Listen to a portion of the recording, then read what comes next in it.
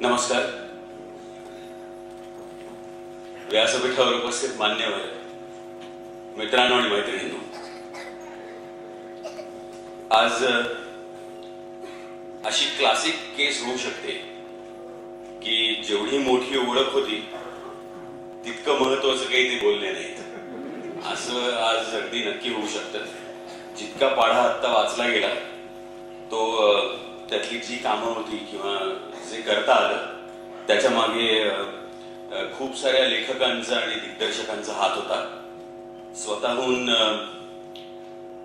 बोलण्याची जेव्हा वेळ येते तेव्हा शब्द आठवत नाहीत, काय म्हणायचे कळत नाही. आत्ता हे म्हटलं तर विनोद होईल का, अशा अनेक भीत्या मनात येत राहतात. आज ऑरेंज डायबिटीज फाउंडेशनच्या ह्या कार्यक्रमाला इतकी खरं तर माफक माझी माहिती आहे आणि मी डॉक्टर काळेंना आत्ताच शैलेशा काळेंना काही दिवसांपूर्वीच भेटलो. ह्या क्षेत्रामध्ये त्यांनी खूप काम केलंय. त्या पॅनल डिस्कशन मध्ये मी मागे आल्यानंतर असं म्हटलं की थोडा वेळ समोर बसतो म्हणजे काय चाललंय कळेल, पण ते आम्ही समोर बसेपर्यंतच थांबलं. एनिवे, ऍक्च्युअली तुम्हाला बघून आम्ही थांबवलं. ओके. मला याची कल्पना आहे की आपल्याकडे महत्वाच्या विषयावरती जरी बोलायचं असलं तरी मध्ये मध्ये नट मंडळी आणि अशी बोलावी लागतात तर माणसं ऐकतात, होय ना?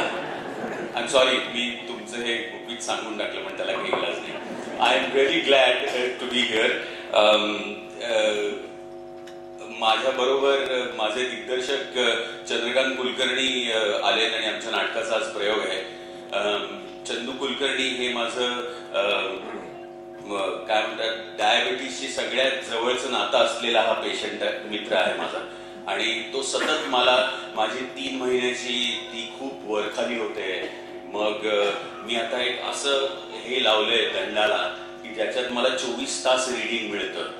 आणि असं म्हणून तो एकदा मला असं म्हणाला की आता मी इंजेक्शन घेतो की ज्याने मला खूप बरं वाटतं. अशी अनेक त्याची स्थित्यंतर मी पाहिलेली आहे. मी येताना मनीषला असं म्हटलं सुद्धा की त्याला आता मी आणायला हवं होतं, कारण त्याच्यासाठी हे सगळंच महत्वाचं होतं. पण ह्या सगळ्यांमध्ये महत्वाची गोष्ट अशी की त्यांनी यंदाचं अत्यंत यशस्वी नाटक त्यांनी दिग्दर्शित केले ज्याचं नाव आहे साखर खाल्लेला माणूस.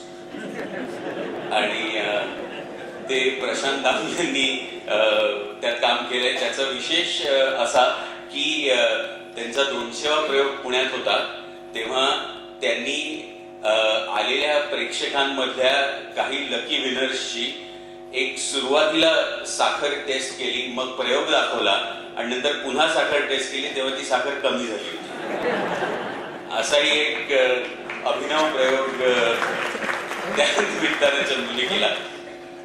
आज मला आता डॉक्टर काळे असं म्हणाले की तुम्ही खरं तब्येतीबद्दल सांगा.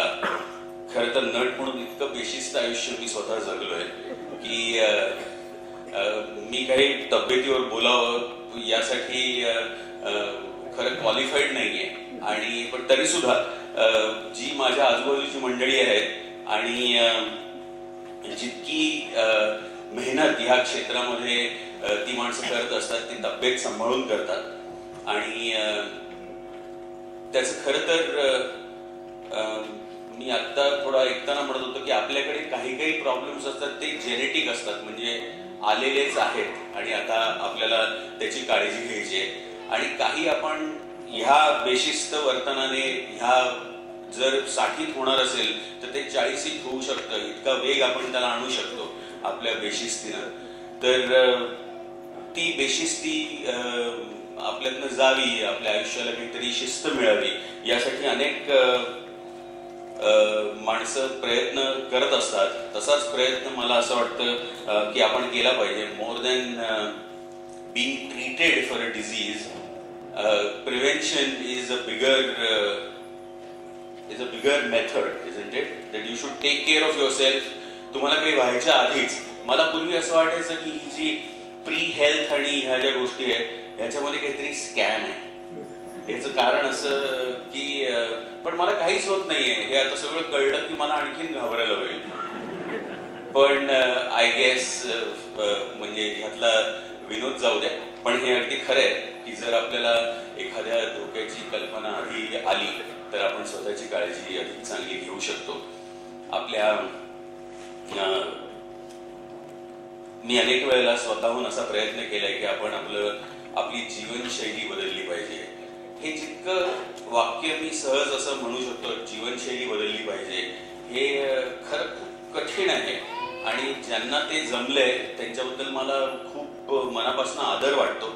आणि हे कधीतरी माझ्या आयुष्यात होईल आणि माझं जीवनमान आणि जीवनशैली बदलेल आणि ती अधिक सुदृढ किंवा सशक्त होण्याकडे त्याचा कल राहील अशी इच्छा आजच्या या कार्यक्रमात प्रदर्शित करतो. तुम्हा सगळ्यांना खूप मोठं आयुष्य आणि आनंद मिळेल अशी इच्छा धरतो आणि थांबतो. धन्यवाद.